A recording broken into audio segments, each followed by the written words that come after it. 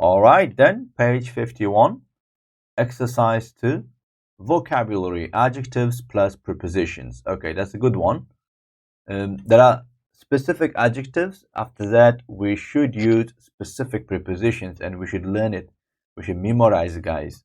For example, bad at, bad for, good at, good for, right? So there are ways to use it. So we're going to work on it. Exercise A, complete a sentence with a word from the list. Okay, we're going to do that. Number 1 is done.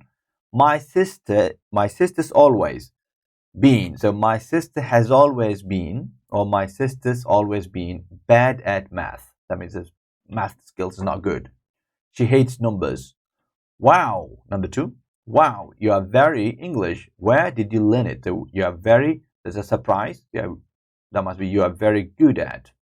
You are very good at English. Where did you learn it? Number 3. So good at, one of them is gone. So we can use 2 times, guys. Yeah. I really like playing the guitar, but I'm not very good. So negative here. I'm not very good at it. Not very good at it. So I love playing guitar, but I'm not very good at it. So good at it is gone. So everybody knows that smoking is obviously bad for us. Smoking is bad for you, right? So bad for is gone. Number 5, our school football team is great, but we are very, so good, but. Football team is great, but we are very bad at rugby. Bad at. So bad at, this is gone. We've lost every match this year. So number 6, cycling is lots of fun and it's good for you too. Good for you too. So good for is gone. Obviously we got bad at used it one more time, so that's also done. Now we're good. B. Exercise B. Complete the sentence with a word from the list. Okay, we're going to do that. For has been used. Number 1, the town of Pisa in Italy is famous for its leaning tower. So famous comes with for always. It's different. Different comes with from. Okay. I'm very different from my younger brother. Sometimes people can't believe we're brothers. Number 3, we went to a nightclub which was full of, so 2 times. The first one is done. We can use of 2 times. So it was full of tourists. Number 4, people always get angry, my uncle, because he drives so slowly. So angry with my uncle. Number 5, my husband is afraid. Afraid always comes with off, guys. So off is gone now. Afraid of flying, so we always travel by car or train. Number 6, I love going to Italy because I'm very interested in. Interested always come with in, guys. Right? And number 7, scroll down a bit. Jack's parents were very nice, me, when I stayed with them. So here we got 2 only. Nice to. Nice to me. Nice to me. Nice to me, kind to me, or rude to me. Yeah, we need to memorize that, guys. Exercise C. Complete the tips with the words in brackets and the correct prepositions. Okay. So we got full and interested. If you are interested in, right, interested in visiting museums, Berlin has some great ones, and the Alti National Gallery is, right, full of amazing paintings, right? Number 2, New York, afraid of famous. So obviously New York is famous for its top restaurants. If you are, obviously now we're going to use afraid. Afraid comes with of. If you are afraid of spending too much money, there are lots of cheaper places to eat too. Okay. Number 3, in most countries, people who live in the country are, they've got nice, different. People in cities, and much. Okay. So in most countries, people who live in the country are different, and different comes with from, different from. In most countries, people who live in the country, which is village, are different from people in cities. They are often friendlier and much nicer because we're using friendlier comparative and much nicer comparative to tourists, right? So number 4, hiring a car in a new city can be difficult, even if you are quite good at, right? Quite good at. So when we talk about skill, and in a skill, good at or bad at, we're going to use good at driving. Even if you're quite good at driving, it's easy to make mistakes and other drivers can get angry with you. Okay. All right, guys, that's done. Okay, so that's done. Right, so let's move to the next exercise. Exercise D. Read the teacher's notes on students in an English class and then write the reports. Okay. So we got here Mark, good at grammar.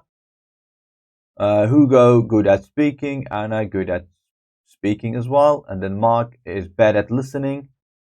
Mark is interested in writing. Mark must check work. For example, Hugo is good at speaking, bad at doing homework, and he is interested in reading English magazines, and Hugo must work harder.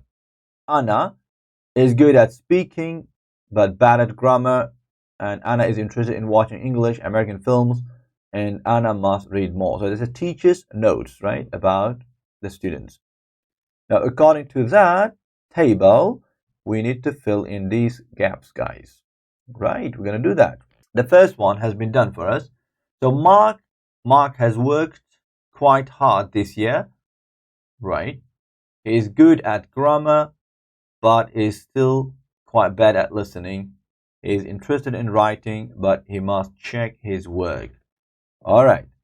So, number 2, I haven't been happy with Hugo this time. He is good at speaking, but he's bad. So we can say like he's a bit, or he's bad at. He's bad at doing homework, right? He's bad at doing homework, right? And he's interested in reading English, so he's interested in reading English magazines, but he must work, he must work harder. But he's bad at doing homework. He's interested in reading English magazines, but he must work harder. Okay. Now, in some ways, we're going to talk about Anna. In some ways, Anna is doing well in class. She is good at speaking. But she is a bit bad at grammar. But she is quite bad at grammar. But she's quite bad at grammar, and she is interested. She is interested in watching. She's interested in watching English and American films.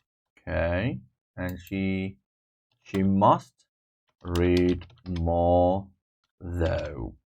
She must read more though. That's it, guys. Though it means however. She is interested in watching English and American films. She must read more though. Okay, so now we have completed the notes of a teacher. And now we're moving to E. Write your report and say how well or how badly you think you are doing in your English class. So you can say I'm good at grammar, for example, and speaking. Why not? And I'm bad at, for example, reading and doing the homework. Okay. I'm interested in obviously watching. I'm interested in watching American films. I must improve my writing skills though. Okay, so the last one is exercise 3, pronunciation, stress on prepositions. A is asking us to tick the sentences where the preposition is stressed. Okay, how do we know? when the preposition comes in the middle of a sentence, they are not stressed. But when they come at the end of the sentence, then they are stressed. For example, what's she famous for? That's stressed. As you can see, there's a tick. Why are you angry with him? Why are you angry with him? So we don't have it. We're going to leave it. There is nothing to be able to afraid of. So the last is we're finishing the sentence with a preposition. So we're going to tick it. There is stress on it. I'm quite good at tennis. No, because it's in the middle. Sugar is bad for your teeth. Yeah? Sugar is bad for your teeth. Yeah? For your teeth. I'm not saying for. I'm saying for your teeth. Or good at. Good at. I'm not saying at, right? So 5 is not stressed. 4 is not stressed. Number 6, you're always full of great ideas. Full of. It's not stressed at all. Number 7, look, what are you interested in? What are you interested in? So that's question, and in is coming, preposition is coming at the end of a sentence, so that's stressed. They weren't very nice to me. They weren't very nice to me. So here is not stressed. So again, the rule is when you put the preposition or when you end your sentence with a preposition, then we need to stress them. Otherwise not. When they come in the middle of sentence, we don't stress preposition, guys. So now we're going to listen to 7.4 to double check. 7.4 7C Pronunciation 1. What's she famous for? 2. Why are you angry with him? 3. There's nothing to be afraid of. 4. I'm quite good at tennis. 5. Sugar is bad for your teeth. 6. You're always full of great ideas. 7. What are you interested in? 8. They weren't very nice to me. Okay, so if you have noticed, 1, 3, and 7, they're stressing the prepositions. Like, what's she famous for? What's she famous for? Number 3, there is nothing to be afraid of. And number 7, what are you interested in? What are you interested in? Huh? What are you interested in? Okay, so that's enough. 51 is done. The next one, obviously, practical English, and we're going to do it in the next video, guys. All right, so thanks for your time, and see you again. Have a good day.